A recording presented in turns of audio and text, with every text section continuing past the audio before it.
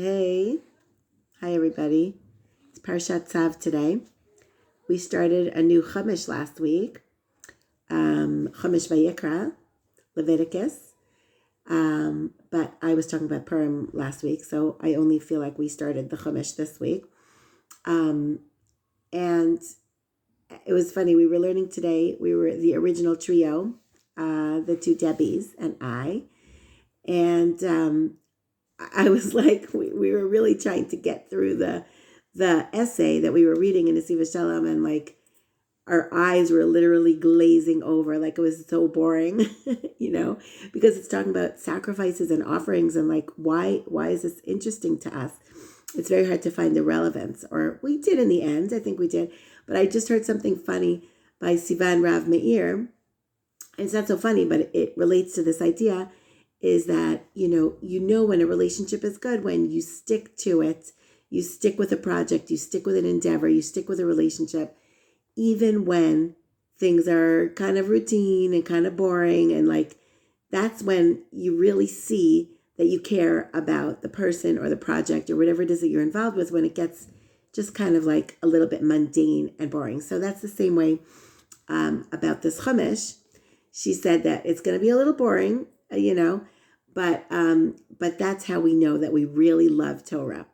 So the truth is that we did find something very relevant, and it actually relates to this point about sticking with our learning and that we really, really love it.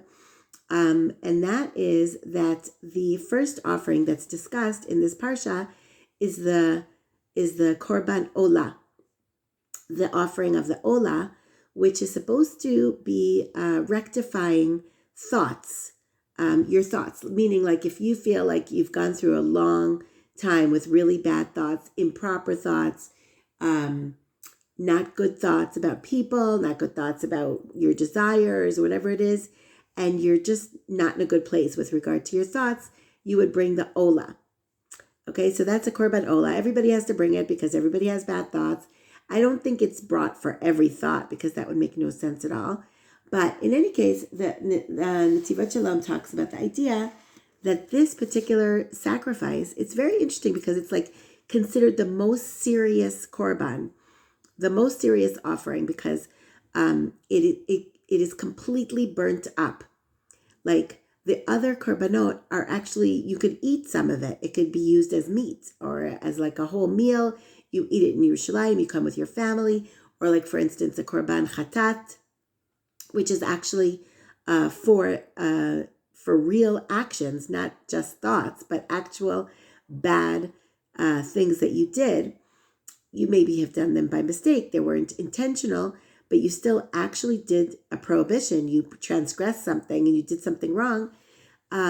You could like have your family come to join you in Jerusalem. You could eat some of the offering. But in this case, the Olah has to be completely burnt. And in fact, there's a pasuk that says that it needs to burn all night. Hold on a second.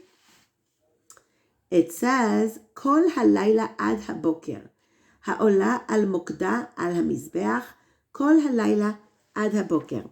This Olah would burn throughout the night. Okay? So like every single part of this offering, of this animal really, that you were sacrificing, that you put onto the altar, had to burn completely, like absolutely.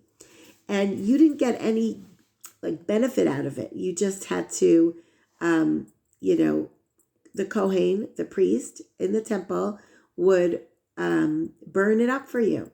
And you just kind of had to watch, or you had to, make sure that it was all burnt, and that was it, done. So Netivat Shalom was asking, like, why is it such a severe korban? Like, what are you supposed to learn from the fact that it's all burnt up and that it burns all night long and that you can't benefit at all in any way from it? And why does it even seem like it's more serious than the deed, the actual action that was done?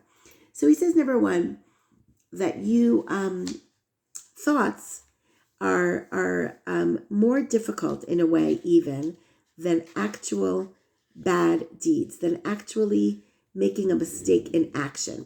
When you have thoughts that are negative, he says, first of all, that is the root of all evil.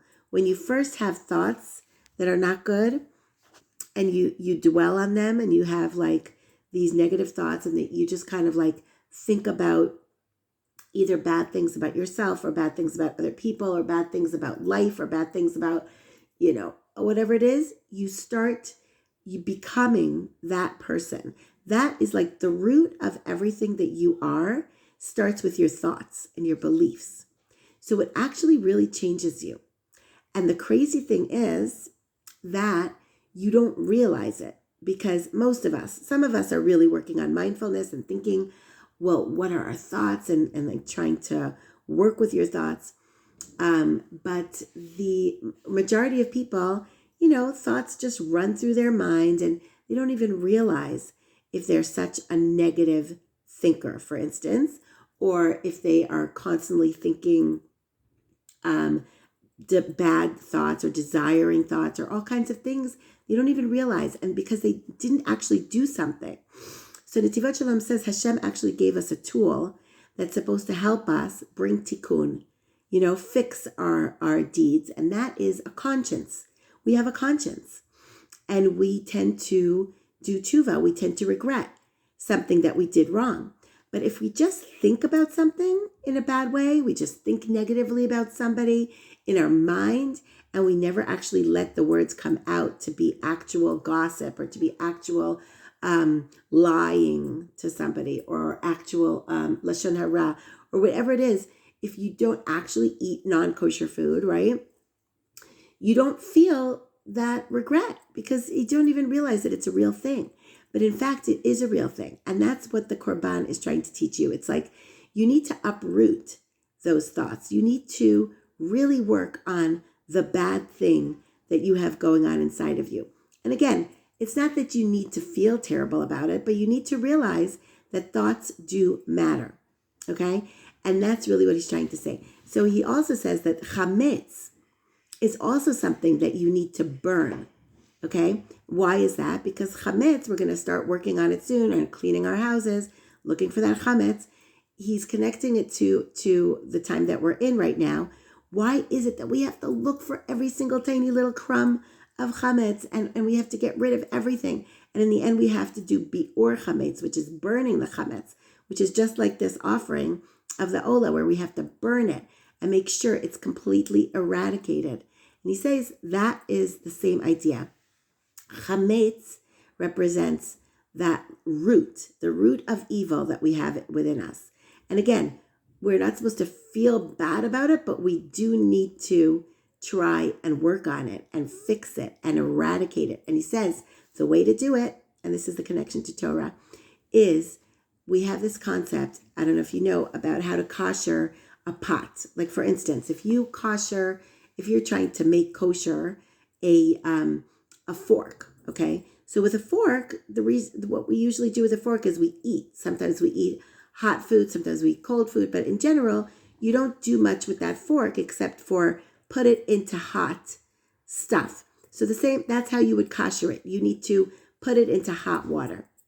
But let's say a pot, which actually sits on the fire and burns up, if it's been burning things that are not kosher, you need to also burn it to make it kosher, right? You need to use a blowtorch, okay? You need to kosher it with the same thing that it does in the bad way. So, right? Like a bad, meaning that it's not kosher. So he says the same idea applies to, let's say, if you have bad thoughts, right? You need to kosher those thoughts or rectify those thoughts with a passion, a fire that is good, a passion for good, a passion for learning Torah, a passion for doing mitzvot, a passion for praying.